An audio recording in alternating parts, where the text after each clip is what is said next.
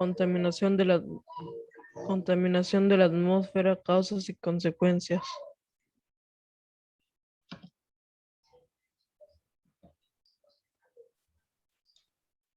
Las principales causas de la contaminación en la atmósfera es el humo de las fábricas, el gas de los autos, el humo que sale al quemar basura. Toda esa acumulación de gases tóxicos ha provocado la aparición de grandes fisuras en la capa de ozono, lo cual ha generado otros fenómenos de notable impacto negativo, como el cambio climático o el calentamiento global.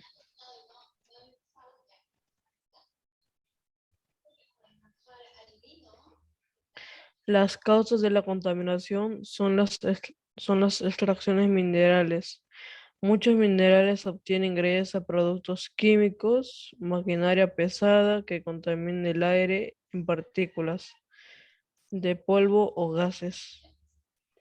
Quema de combustible. Los medios de transporte convencionales queman una gran cantidad de combustible y los convierten en gases, algo que también influye en la calidad de aire que respiramos.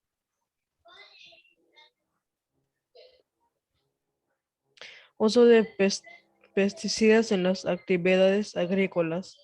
Insecticidas, pesticidas, fertilizantes y otros productos químicos se emplean para el cultivo de alimentos, lo cual causa un grave prejuicio a los suelos. La deforestación. Al no haber suelos adecuados para la siembra de especies, evita que muchos de los gases contaminen que circulan en el aire puedan ser utilizados y el aire se limpie. Los árboles cumplen esa función. Gracias, profesor. Gracias, compañeros, por su atención. Consigna de la semana, valor de la generosidad. Soy generoso cuando ayudo a mis compañeros, pero no en los exámenes, ¿ah? Cada uno trabaja solo en los exámenes.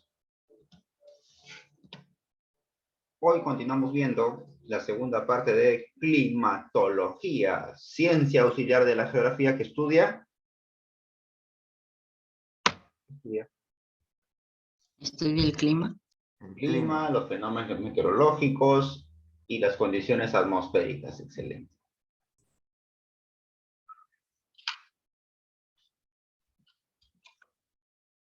Para eso tenemos que recordar brevemente, ¿el clima dura poco tiempo o mucho tiempo?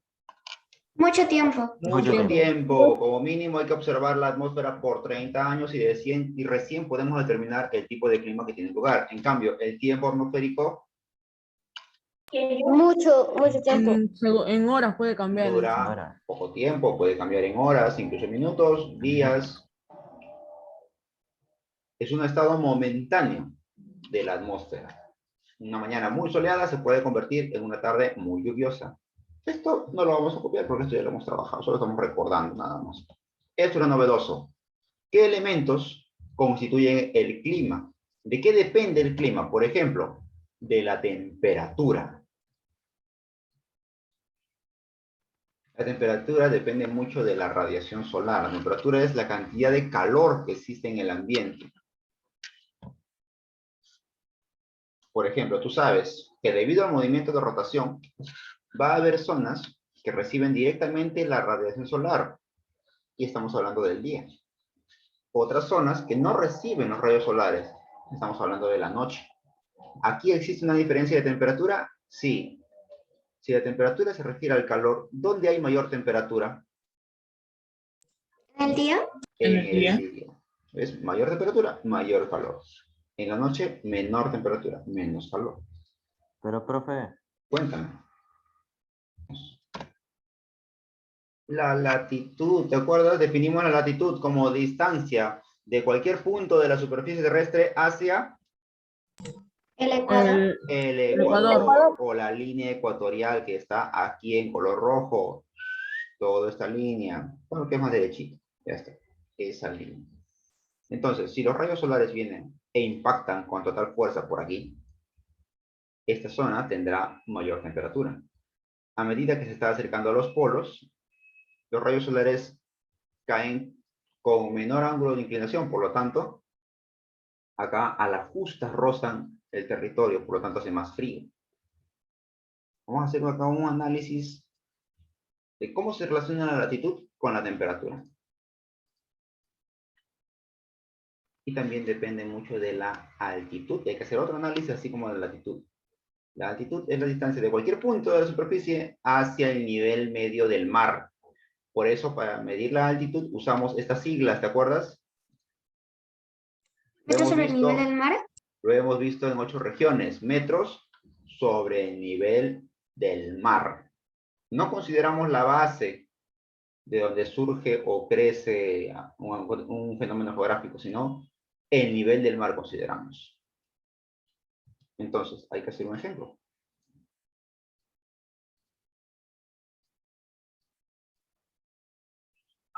Otro elemento a considerar y que influye en la atmósfera son las precipitaciones. Tú las conoces con otro nombre. Dime. ¿Qué son las precipitaciones? La lluvia, el granizo. Es la lluvia, el granizo, muy bien. Por eso que existen precipitaciones líquidas y precipitaciones sólidas. Y van a determinar 3 tipos de climas. Un clima húmedo, cuando llueve constantemente. Un clima seco, en el cual no llueve. No llueve. Y el trueno, profe. Y un clima árido en el cual no llueve, pero durante mucho tiempo. Por ejemplo, en los desiertos. El desierto de Atacama, el más árido de todo el mundo, llueve una vez cada 35 o 40 años. Un clima sumamente árido, mucho más que seco todavía. Ojo, las precipitaciones se refiere a las lluvias, el granizo, la nieve que llega a caer al suelo. Esas son las precipitaciones. La nubosidad hace referencia a la presencia de las nubes en la atmósfera. También influye en la temperatura y en el clima, porque si hay muchas nubes, no dejan pasar los rayos solares. Si hay poquitas nubes, los rayos solares entran con fuerza.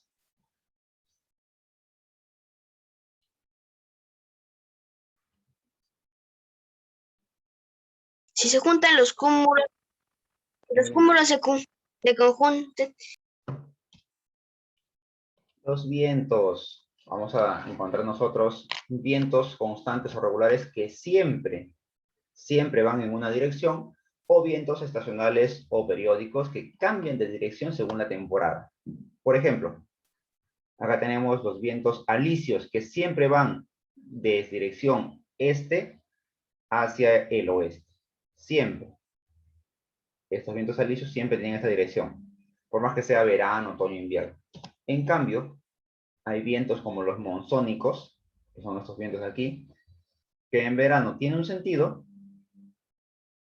pero en invierno, como baja la temperatura, tiene un sentido contrario.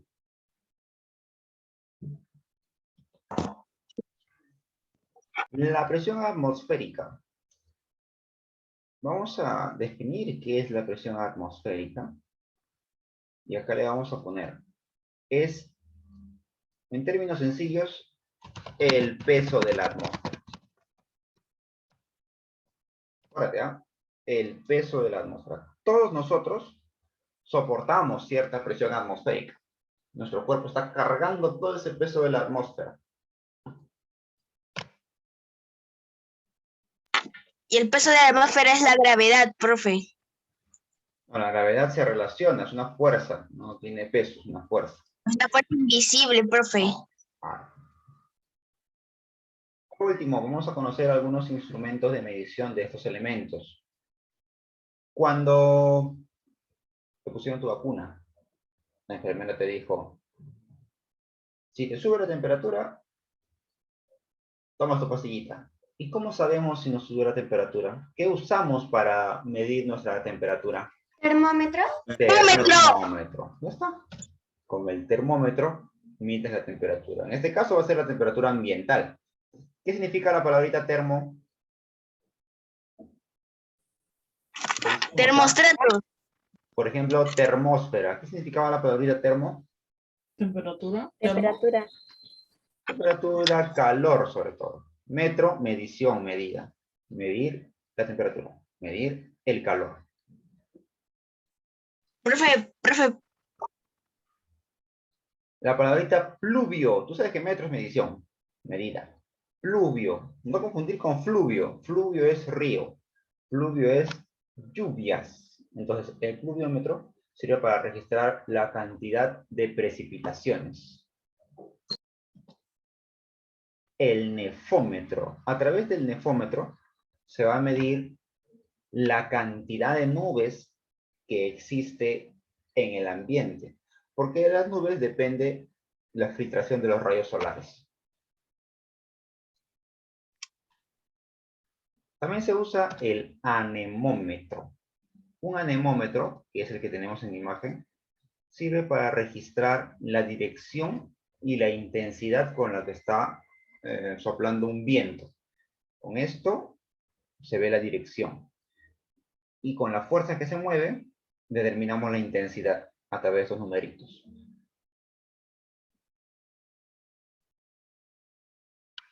Tenemos el barómetro.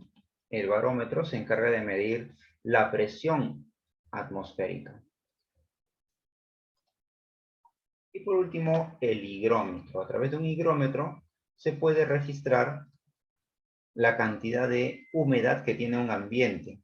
Por ejemplo, Lima tiene cerca del 80% de vapor de agua en el ambiente. Mide la cantidad de vapor de agua o humedad. A partir de mañana ya puedes hacer tu práctica en la plataforma.